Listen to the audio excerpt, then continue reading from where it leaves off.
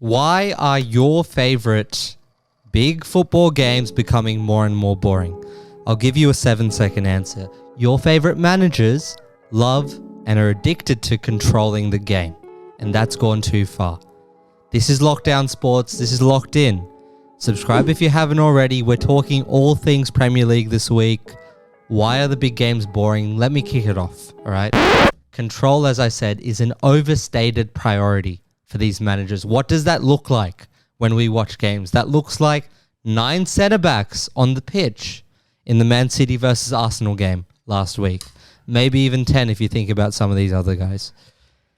You're looking at teams essentially prioritizing possession over dominance. What is dominance? A team creating chances, a team in the final third, relentlessly driving, going forward. You don't see that all the time with these high possession teams, and it's becoming more and more boring. The way I like my football teams playing is direct, old school Man United, pace, power, versatility. You don't see that a lot these days. The best teams in the world. Think about your favorite team. It could be 2015 Barcelona. It could be treble Champions Leagues Real Madrid. It could be Bayern Munich from the last 15 years except this year. Whoever it is, they walked the tightrope, okay?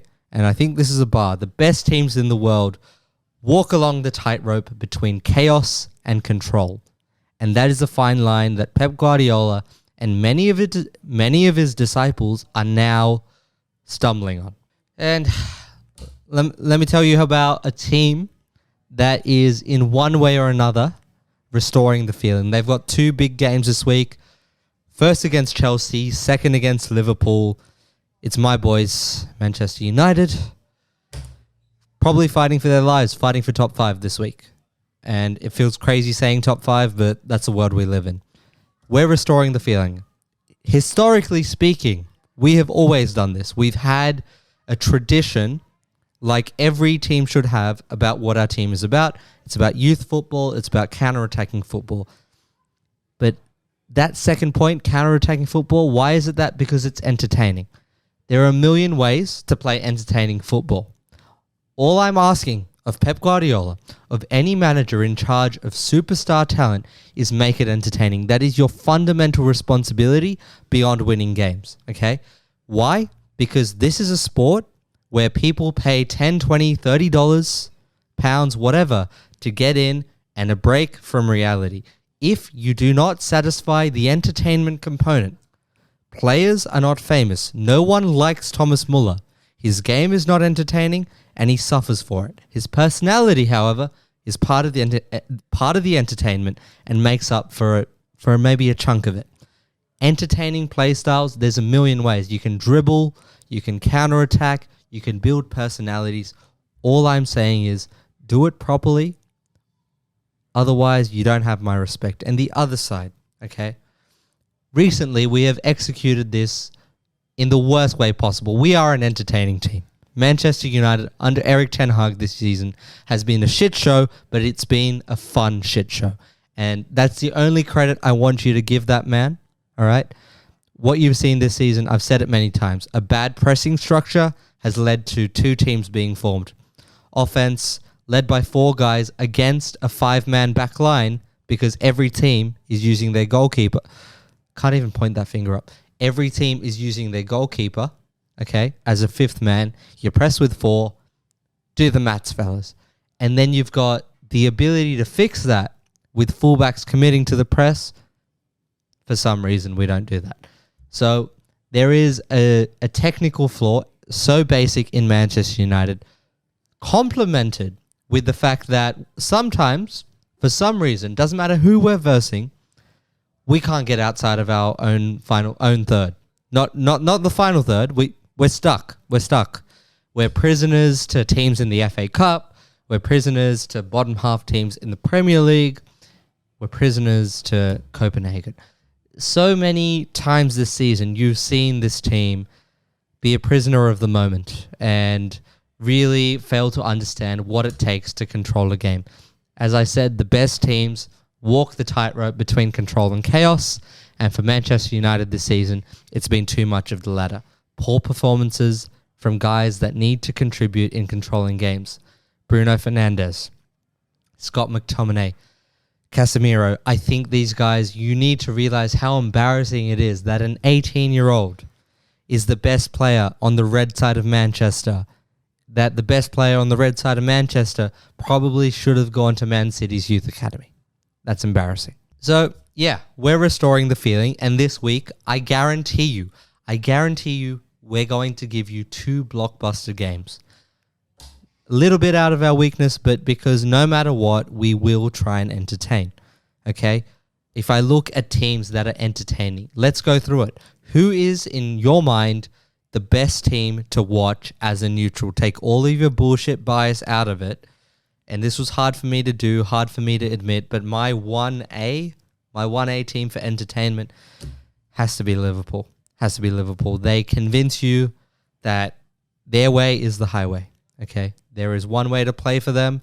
Tactical adjustments. I don't rate Jurgen Klopp, but his way is very entertaining, is very old school Manchester United, and recently has been somewhat innovative to the point where you are still seeing new things from the old dogs. And I think what Mohamed Salah's era in this team encapsulates is the entertainment of old school teams compared to the other teams you see around. Okay?